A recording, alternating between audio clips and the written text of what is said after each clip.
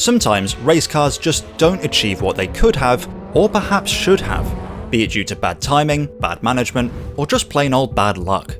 Here's 10 more race cars that perhaps deserved better.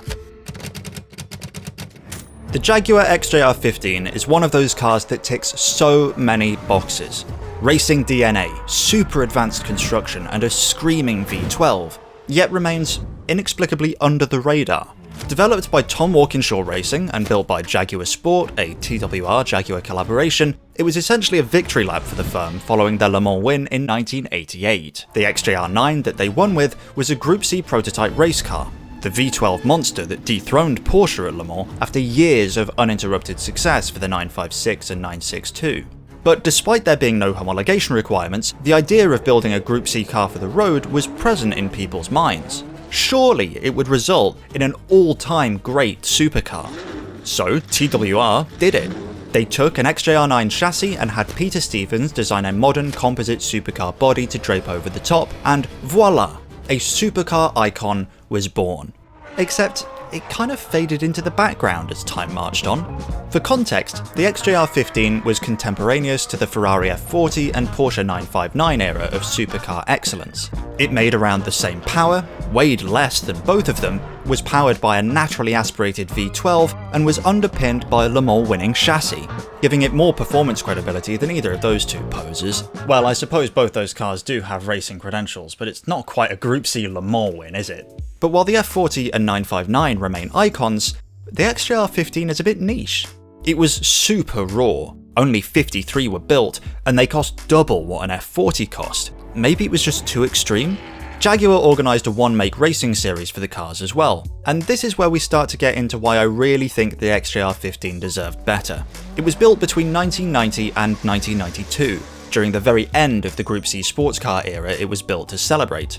But that meant it was a bit early for the GT1 era that followed, when I think it could have built a much more memorable legacy. Let me explain. The first GT1 Le Mans winner post-Group C was the 1994 Dower 962, literally a reworked and road homologated version of the super successful Porsche 962 Group C car. TWR themselves used a Group C chassis from the XJR-14 to win Le Mans twice in 1995 and 1996 with the WSC 95. Granted, that was in a prototype class, not GT1. TWR even built a handful of more extreme LM spec XJR-15s at a customer's request, fitting them with the XJR-9's 7-litre V12, resulting in a power output increase from 450 to around 700 horsepower. The XJR-15 had all the makings of a GT racing icon, and TWR were a firm more than capable of making it happen. A road homologated Group C car that defined the trajectory of GT1. But it wasn't. XJR-15s only ever raced against each other, and everyone else moved on. Nissan had invested massively into racing during the Group C/GTP era of the 80s and early 90s. They did this with something called money, a resource modern Nissan appears to have limited knowledge and understanding of. They scored iffy results in Europe, generational success in North America, and were left with some of the era's coolest cars to show for it. But after the collapse of Group C, Nissan's next crack at international endurance competition would be with a much more pedestrian race-modified Skyline.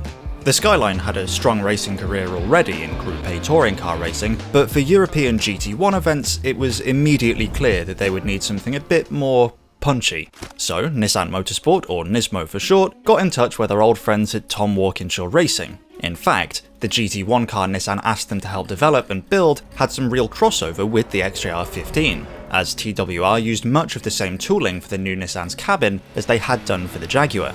Further evidence that TWR could see the unfulfilled GT1 potential of the Jag.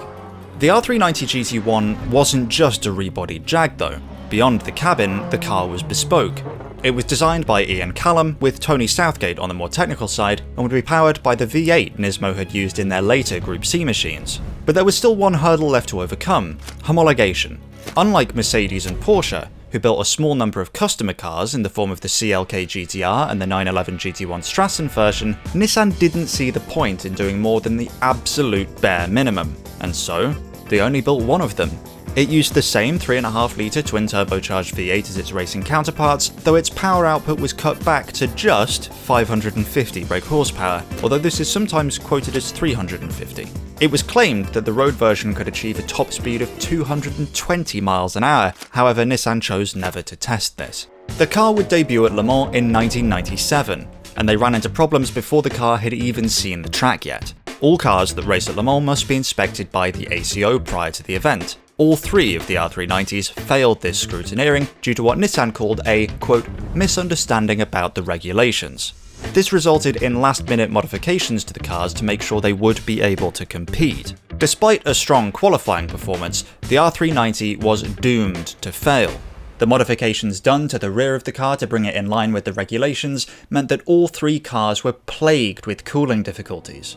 The issue, which primarily affected the gearbox, forced two of the three cars to retire from the race, and the last car standing, unsurprisingly, also suffered transmission issues, but soldiered on to finish the race in 12th place. For 1998, the cars were modified to increase downforce. This was done by lengthening the bodywork at the rear, installing a brand new rear diffuser, and changing the position of the rear wing in order to try and reduce drag on the straights. Nissan chose to race 4 of these new modified R390s in 1998, hopeful that they'd have a better time of it than they had done the previous year. This time they all passed the ACO checklist too. It turns out that reading the rules can be competitively advantageous. Who knew? The R390s were easily beaten by their rivals Mercedes and Porsche during qualifying, but put on a good show nonetheless. On race day, all 4 of them managed to finish, coming 3rd, 5th, 6th and 10th overall, beaten by the monstrous Porsche 911 GT1.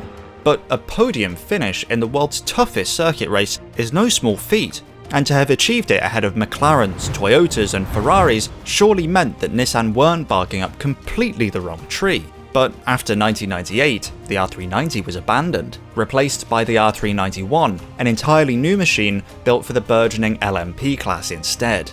They had thrown together a race car in next to no time at all, and who knows, if they'd read the rules properly the first time, they might even have had a winner on their hands, but in the end, it didn't turn out that way.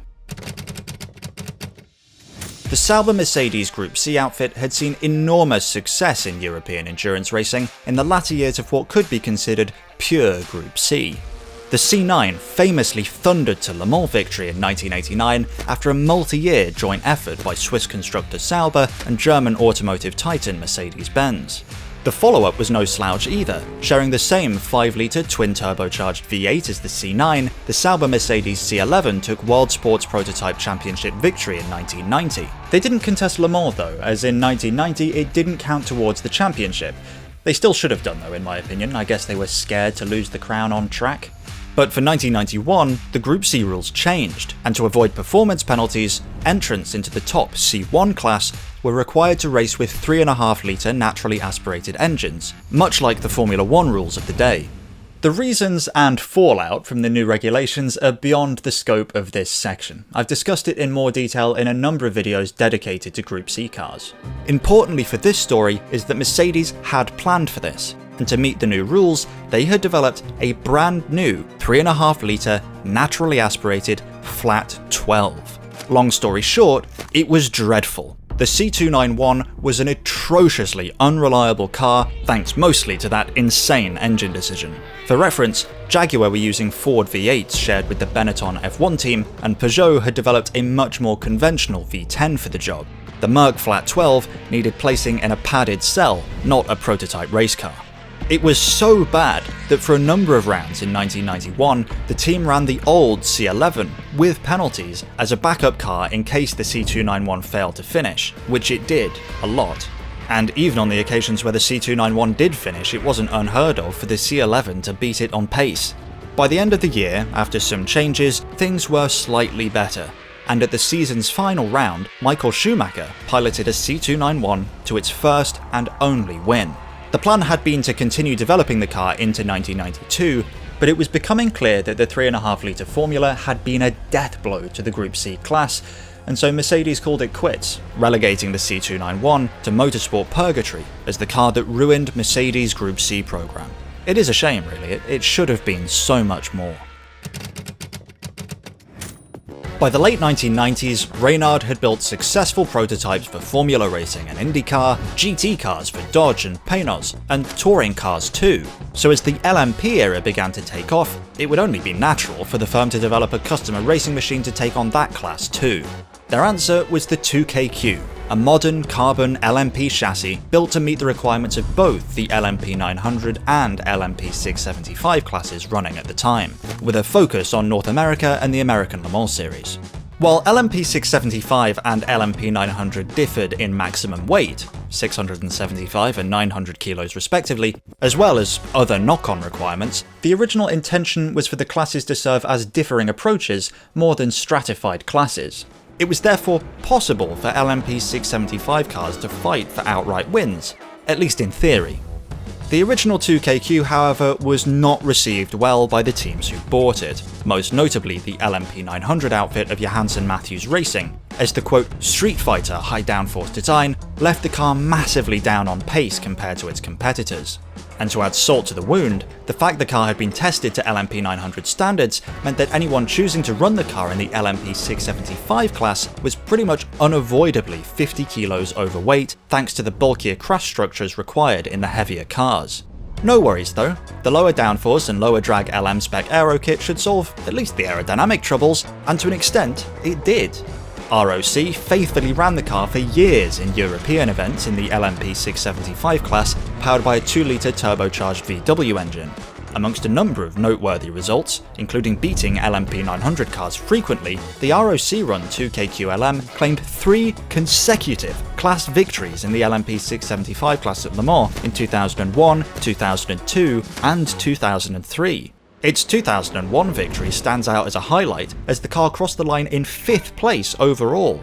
Nobody was happier about this than VW Group, whose brands populated 4 of the top 5 spots, with Audi R8s finishing 1st and 2nd in the LMP 900 class, Bentley's EXP Speed 8 finishing 3rd overall and winning the LMGTP class, and of course the VW-powered Reynard in 5th. If that wasn't enough, over in America, Dick Barber Racing, using a Judd V8, rode an 01Q, an evolution of the 2KQ, to LMP 675 class victory in the ALMS in 2001. So why is the 2KQ in a list of cars that deserve better? Well, it's simple. In spite of the success, the 2KQ is still remembered by some as the worst customer racing car of all time. Reynard's reputation preceded them, and the fact the 2KQ stumbled out of the gate left a sour taste in the mouths of many who expected instant success. As such, the 2KQ's success was never quite able to wash out the stain, and I think that's a real shame. After the 2KQ proved successful, eventually, Reynard started developing its successor. The car would be built around a new aerodynamic concept, taking advantage of the asymmetrical layout that helped BMW take Le Mans victory in 1999. It would also lean more heavily into the LMP 675 side of things, being developed specifically around the 2-litre VW engine, with high hopes that a purpose-built car could not just see further class victories, but could even fight for overall victory at Le Mans. Unfortunately though, fate had other ideas, and as the O2S project was maturing, Reynard ran into money trouble, eventually entering administration in early 2002, just before the first O2S was fully built. The car was conceptually finished, and the vast majority of the parts were there. They'd even already sold 2 cars ahead of time.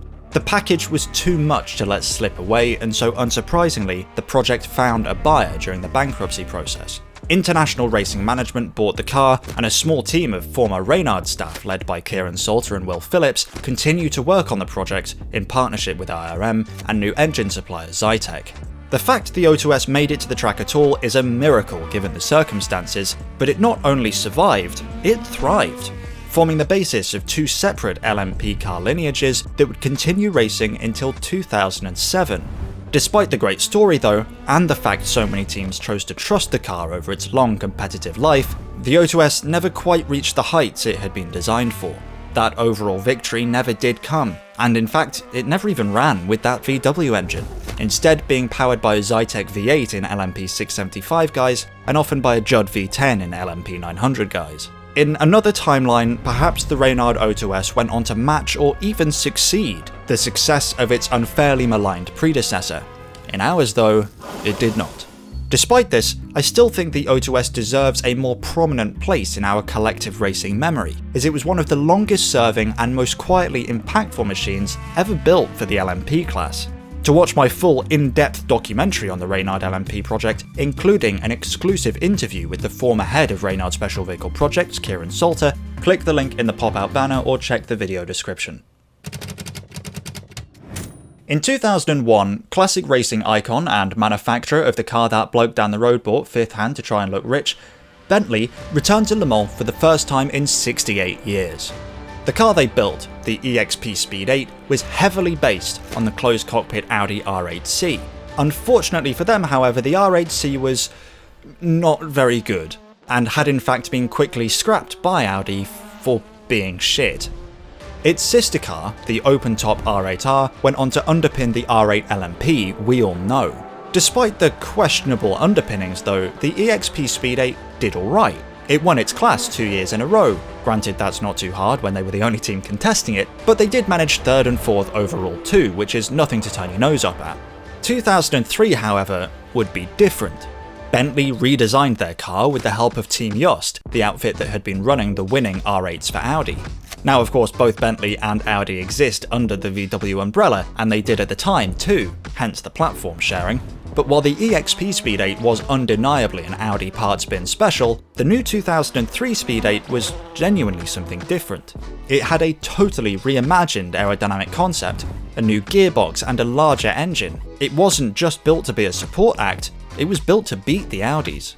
The closed cockpit LMGTP class that the Speed 8 was built for also wasn't necessarily slower than the LMP class the R8 contested.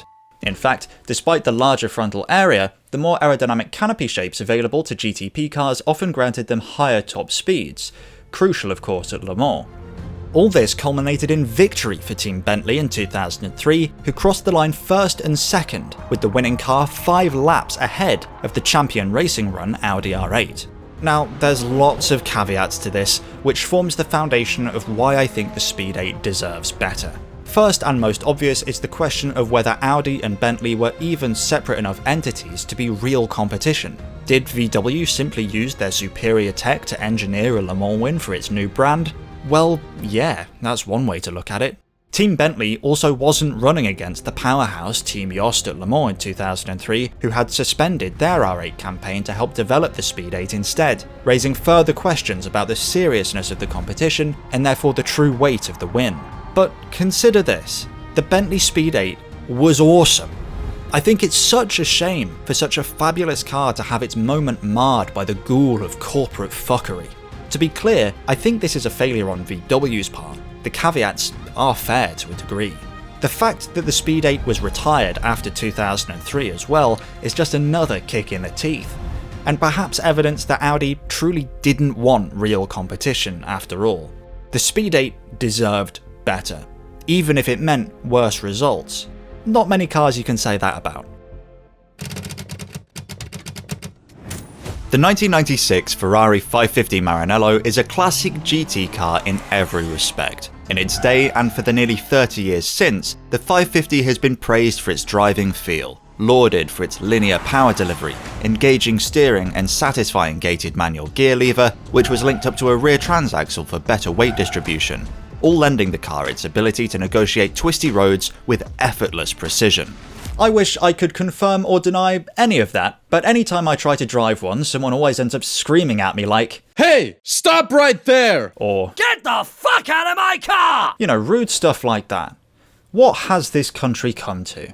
But despite the potential, Ferrari chose not to develop the 550 Maranello into a racing car, nor were they particularly interested in providing support for anyone else to give it a go either. All that though lit up the imaginations of a handful of eager racing teams, who sought to translate the 550's B-road prowess into on-track supremacy. And of those who tried it, one hit a home run. Prodrive, one of the world's premier race car constructors, had been roped in by Frédéric Daur. Daur was an investor in one of the first 550 race car projects, built by Italtecnica, but was unimpressed with the performance of the 550 Millennio they developed. The story goes that he shipped one of the cars off to Prodrive in Banbury to get a prognosis. The response? Terminal. Prodrive wouldn't touch it and would instead start from scratch. The car they built was a revelation, and went on to win the FIA GT Championship in 2003 and 2004 with Team BMS Scuderia Italia, and Libre Competition used an example to win the Le Mans Series in 2004 as well. In the American Le Mans Series, the 550 GTS Prodrive had built represented the biggest threat to the dominant Corvette racing outfit, ending the 2003 season just 4 points behind in a year where the Ferraris had beaten the Vets 4 consecutive times to round out the championship.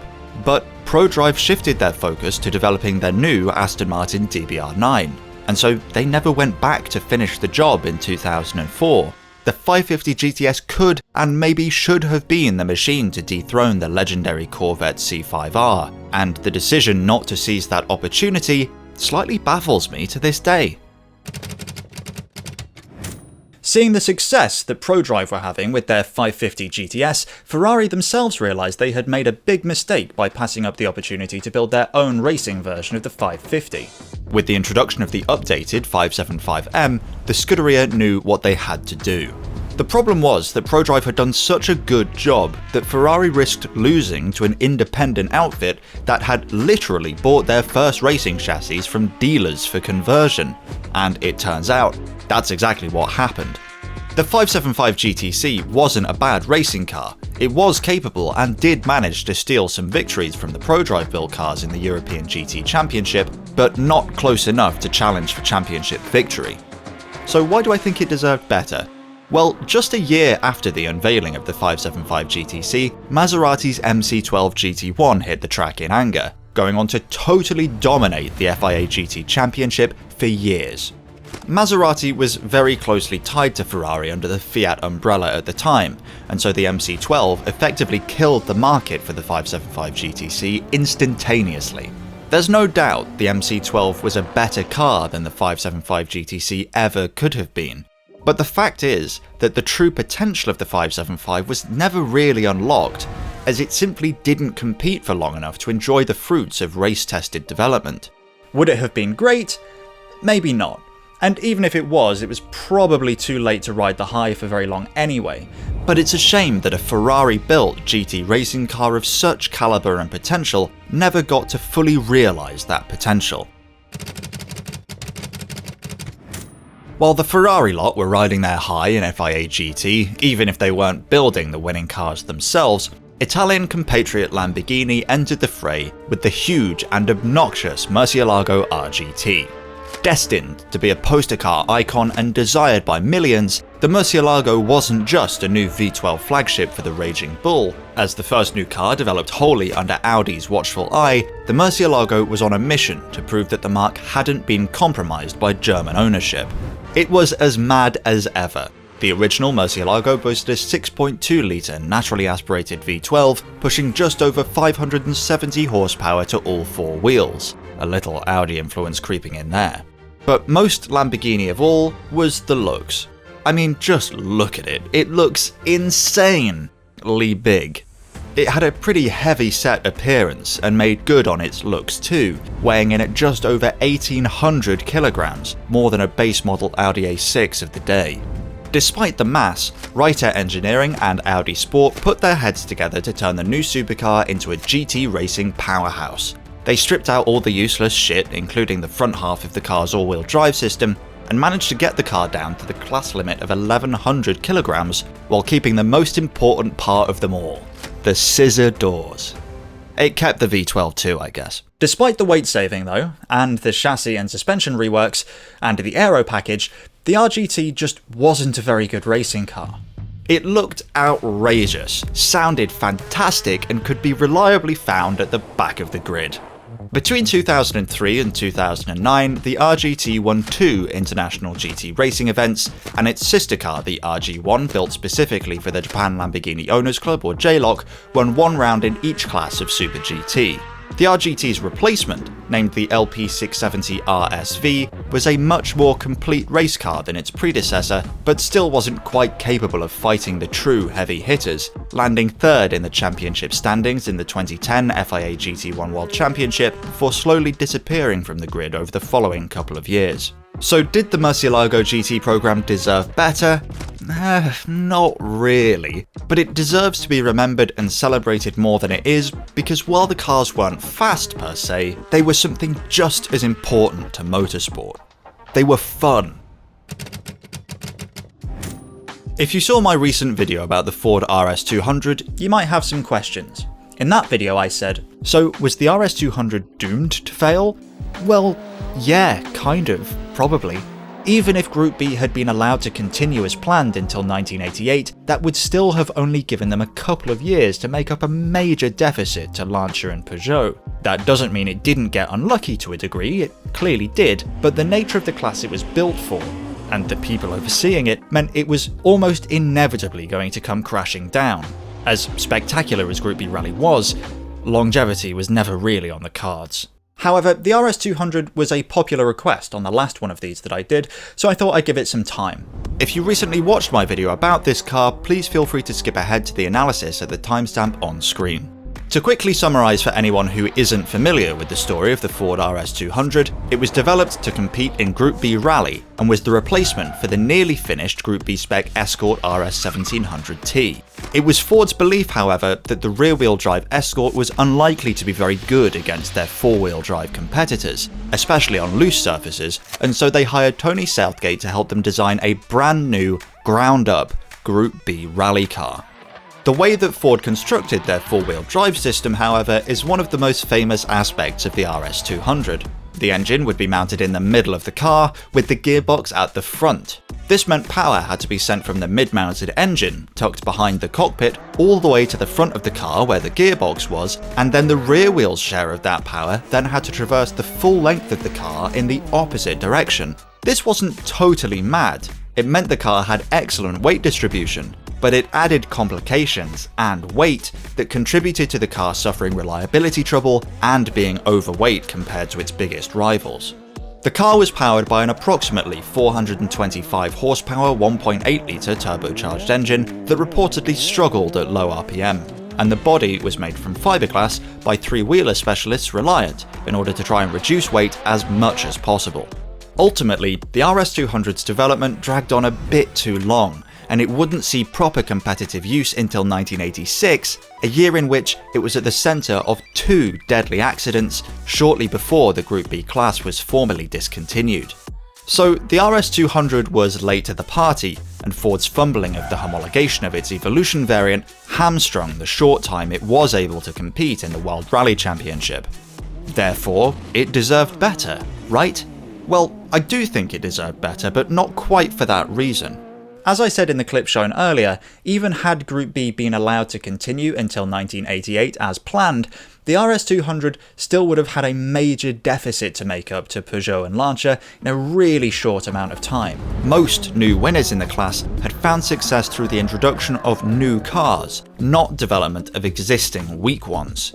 And the timeline was likely too short for Ford to realistically catch up before Group S replaced Group B later in the decade. Perhaps the RS200 Group S car would have been a barnstormer, but that's too hypothetical to be the subject of any worthwhile analysis. So why did it deserve better then? Well, results-wise, I don't think it did, but reputationally it certainly does. People use the car's WRC underperformance to label it a failure.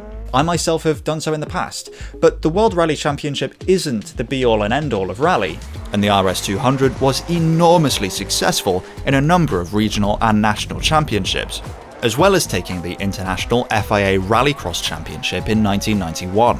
If we're going to remember the events it did poorly in, it deserves to have those it won remembered too.